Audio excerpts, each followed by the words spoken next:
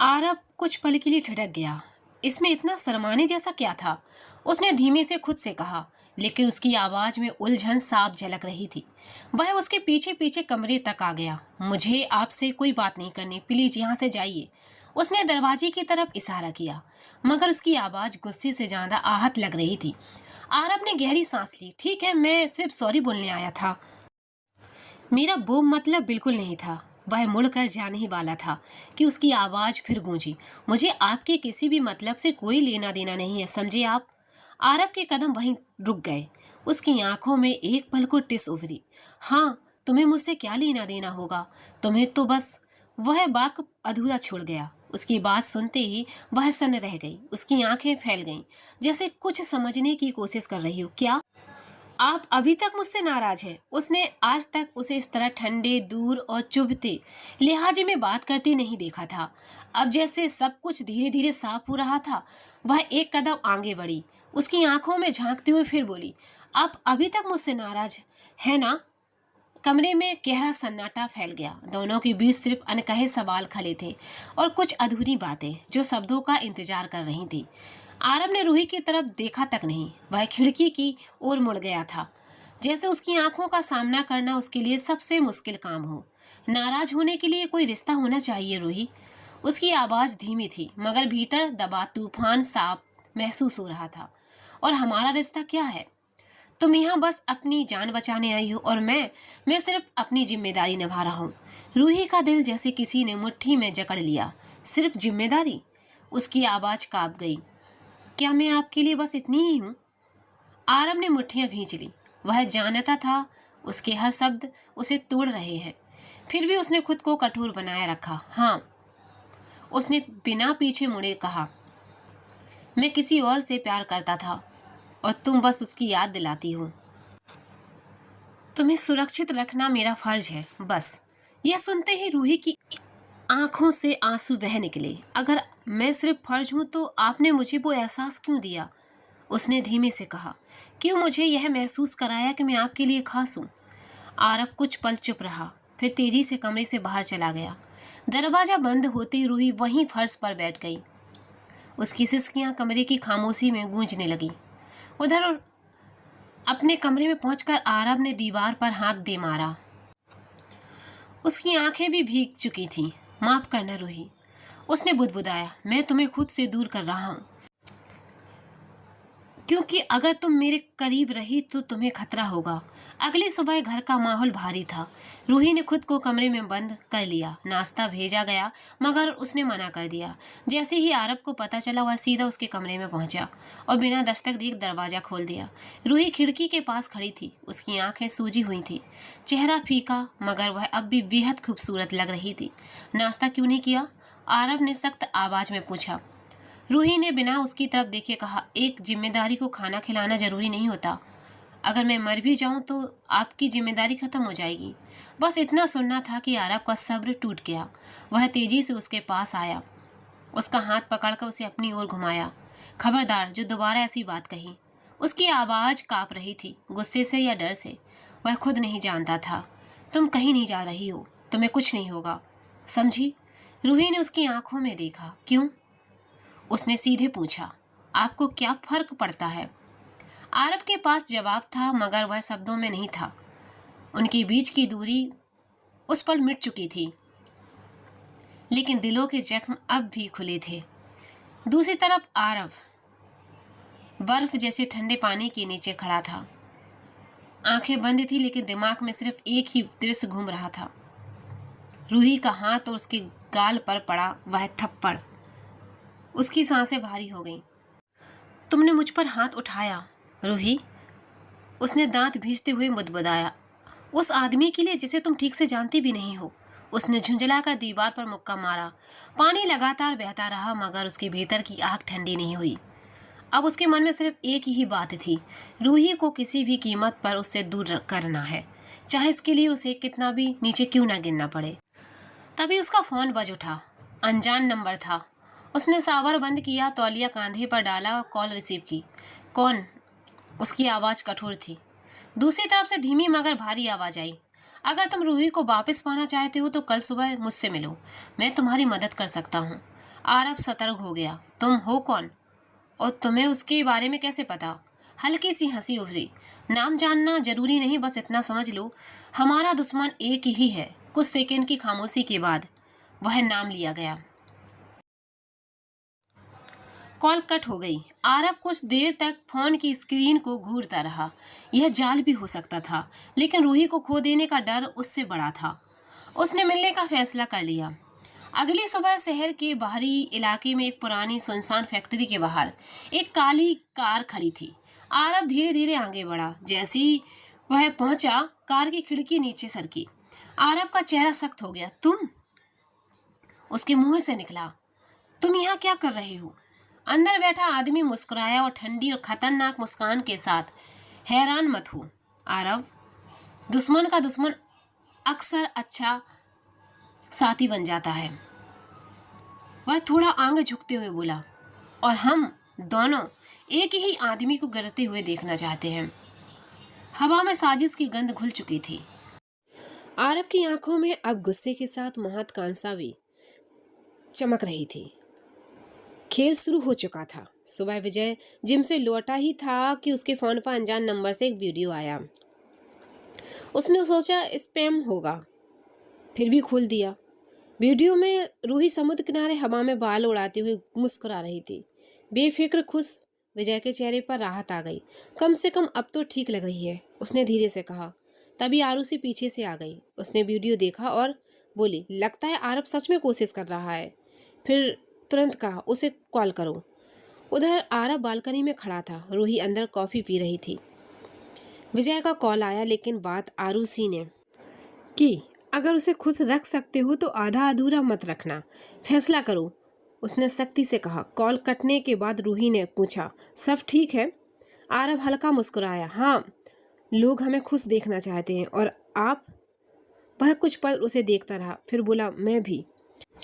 इस बार हवा में साजिश नहीं, एक अनकहा वादा था। कॉल कटते ही आरब कुछ सेकंड तक फोन कान से लगाए खड़ा रहा। उसका चेहरा सफ़ेद और आंखें चौड़ी हो गईं। आरब, आप ठीक हैं? रूही ने घबरा कर पूछा। वह चौंका और अचानक ड्रामेटिक अंदाज में बोला, मेरे घर में लोग कम हैं या सीक्रेट एजेंट ज़्यादा है। मैं 2 दिन बाहर क्या आ गया। उधर कोर्ट मार्शल की तैयारी शुरू हो गई। रूही हैरानी से उसे देखती रही। क्या हुआ? आरब ने बच्चों जैसी शिकायत में कहा। आरुषि ने कहा है वापस आया तो हिसाब लेगी, और तुम जानती हो वो जो कहती है करके दिखाती है। रूही हंस पड़ी। इतना डरते हैं आप उनसे? डरता नहीं हूँ, बस उनकी प्लानिंग से सतर्क रहता हूँ। वह बड़बड़ाया, शायद पहले वसीयत लिख लूँ। रूही ने पूछा, सच में? क्या कहा उन्होंने? आरब बोला, अगर मैंने तुम्हें फिर उदास किया तो वो मेरा लाइसेंस कैंसिल कर देगी जिंदगी का। रूही खुलकर हंसती। तो आपको मेरी खुशी का ध्यान रखना पड़ेगा। आरब उसे देखकर मुस्कुराया। शायद ये सजा बुरी नहीं है। माहौल हल्का हो चुका और रूही सोच में पड़ गई। ये इंसान सच में एक पहेली है। पहले कुछ दिनों में नायरा बदल गई थी। वो अनजाने में रूही जैसी आदतें अपनाने लगी। हंसना, चुलबुलापन, शरारतें। जो लड़की पहले शांत और काम में डूबी रहती थी, अब हवेली में सबसे ज़्यादा मस्ती करने लगी थी। स्टाफ भी परेशान होकर कह देता, सर मैडम को समझाइए, और आरब बस मुस्कुरा देता। उस दिन भी हॉल में हंसी मजाक चल रहा था कि अचानक दरवाजे पर दस्तक हुई। आरब नीचे आया। मेड ने दरवाजा खोला तो सामने एक सलीकेदार सूट पहने आदमी खड़ा था। आरब ठिठक गया। युग, तुम यहाँ? हॉल में सन्नाटा छा गया। नायरा की मुस्कान गायब हो गई। युग हल्का मुस्कुराया। सरप्राइज देने आया हूँ। दोस्त के घर आने के लिए इजाज़त चाहिए क्या? आरब का चेहरा सख्त हो गया। बिना बताएं आना तुम्हारी पुरानी आदत है। युग की नज़र नायरा पर टिक गई। लगता है इस घर में बहुत कुछ बदल गया है। माहौल अचानक भारी हो गया। आरब ने धीमे स्वर में कहा, अंदर आओ। उसकी आवाज़ में स्वागत कम, सतर्कता ज़्यादा थी। नायरा को पहली बार लगा उसकी खुशियों के दरवाजे पर कोई साया खड़ा है। स्टाफ के बीमार होने की वजह से आरब काफ़ी परेशान हो गया था, क्योंकि खाना बनाने में सबको दिक्कत आ रही थी। कल की बातों बातों में उसने नमन को ये सारी प्रॉब्लम बता दी थी। नमन हंसते हुए बोला, बस इतनी सी बात, टेंशन मत लो, 2 3 दिन के लिए मैं किसी को भेज देता हूँ मदद के लिए, वरना तू खुद किचन में उतर गया तो फिर सब हमेशा के लिए बीमार हो जाएंगे। चुपचाप बैठने की बजाय नमन ने सीधे युग को कॉल कर दिया, क्योंकि इस समय वो काम के सिलसिले में इंग्लैंड में ही था। कुछ ही घंटों बाद युग घर पहुंच गया। काफी समय बाद मुलाकात हो रही है सर, उसने अंदर आते हुए मुस्कुरा कर कहा। कैसे हैं आप? फिर नायरा की तरफ देखकर विनम्रता से बोला, हेलो, आप कैसी हैं? नायरा उसे सिर से पैर तक देखती रह गई और अचानक चमकती आंखों से बोली, ओ माय गॉड, आप तो फिल्मों वाले हीरो जैसे लग रहे हैं। युग हल्का सा मुस्कुराया। यहाँ नायरा और रूही एक ही हैं, तो आप लोग कंफ्यूज मत होना। लेकिन आरब के चेहरे पर जलन साफ दिख रही थी। वह बुदबुदाया, ए लड़की भी ना। फिर आगे बढ़कर उसने नायरा का हाथ पकड़ हल्का सा अपनी ओर खींचा और कहा, युग कुछ दिनों के लिए हमारे साथ रहेगा। उसने स्टाफ को इशारा किया कि उसे कमरा दिखा दे, मगर जाते जाते युग की नजर फिर नायरा पर ठहर गई। नायरा अब भी उसे देख रही थी। आरब ने तुरंत उसके सामने हाथ लहराया और मजाक में उसकी आंखों पर हथेली रख दी। बस अब घूरना बंद करो, मैं भी कम हैंडसम नहीं हूँ, मुझे भी देख लिया करो। रूही शरारती मुस्कान के साथ बोली, आपको तो मैं रोज देखती हूँ, वैसे आपको जलन हो रही है क्या? आरब एक पल चुप रहा, फिर सीधा जवाब दिया, मुझे कभी नहीं। अगर इतना ही पसंद है तो जाओ, मुझे फर्क नहीं पड़ता। कहकर आरब झुंझलाता हुआ कमरे में चला गया। दरवाजा बंद करते ही बड़बड़ाया, इतना खास भी नहीं है वो, और मैं भी पागल हूँ जो सोच रहा हूँ। बेचैनी कम नहीं हो रही थी। उधर मामला गंभीर था। राजवीर से उसकी पुरानी कारोबारी टक्कर अब निजी बन चुकी थी। पार्टनरशिप के दौरान आरब ने कंपनी के कुछ गोपनीय दस्तावेज अपने पास रख लिए थे, अब वही काम आने वाले थे। लैपटॉप खोलकर उसने फाइलें देखी।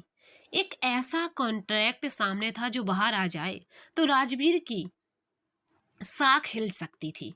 आरब की आंखों में इस बार गुस्सा नहीं, ठंडा फैसला था। अब चाल मेरी होगी। पिछली रात आरब ने सारे गोपनीय दस्तावेज कार्तिक को भेज दिए थे। कार्तिक टेक्निकल मामलों में माहिर था और कुछ ही घंटों में कंपनी के अहम प्रोजेक्ट व अंदरूनी रिपोर्ट्स अनजाने पोर्टल्स पर दिखने लगे। सुबह तक राजवीर की कंपनी में हड़कंप मच गया। शेयर गिरने लगे, निवेशक घबरा गए, लगातार बोर्ड मीटिंग होने लगी, सीईओ को हटाओ की आवाजें गूंजने लगी। आरब दूर बैठकर गिरते गिराफ देखता रहा। उसकी आंखों में खुशी नहीं, बस ठंडा संतोष था। अब समझ आएगा ऊंचाई से गिरने का दर्द, उसने धीमे से कहा। उधर राजवीर बुरी तरह घिर चुका था। न कंपनी संभल रही थी, न हालात। पूरी रात कमरे में बंद रहने के बाद अगली सुबह वह चुपचाप एयरपोर्ट पहुंचा और पहली फ्लाइट के साथ कनाडा रवाना हो गया। वहां पहुंचते ही सीधे अपने भाई के घर पहुंचा और दरवाजा खोलते ही पूछा, विराज कहाँ है? अब ये सिर्फ बिजनेस नहीं रहा था, ये इज्जत और बदले की लड़ाई बन चुकी थी। राजवीर बिना दस्तक दिए रूम में घुसा। अंदर विराज आराम से कुर्सी पर बैठा हुआ था। चश्मा साफ करते हुए हल्का सा मुस्कुराया। मुझे अंदाजा था आज तुम आ ही जाओगे। राजवीर ठिठक गया। आमतौर पर विराज उसके निजी मामलों में दखल नहीं देता था, मगर इस बार हालात अलग थे। भाई, मुझे आपकी मदद चाहिए। राजवीर ने पहली बार झुकी आवाज में कहा। विराज ने चश्मा टेबल पर रख दिया। मदद? तुम्हें किसी की पत्नी को अपने पास रोक कर नहीं रखना चाहिए था। निजी जिद और अहंकार बहुत महंगा पड़ता है। राजवीर चौंका। आप मेरी जिंदगी पर नजर रख रहे थे? विराज शांत रहा। तुम मुसीबत में हो, सच्चाई मुझे पता है। नायरा को जाने दो, कंपनी मैं संभाल लूंगा। राजवीर की आंखों में दर्द और जिद साथ देखे। उसे यूं जाने देना मेरे बस में नहीं है। विराज ने गहरी सांस ली। तो तुम्हें 2 मोर्चों पर लड़ना होगा, दिल से और बाजार से, और जीतने के लिए तरीके बदलने होंगे। राजवीर ने सिर झुका लिया। बाहर बर्फ गिर रही थी, नई रणनीति बन रही थी।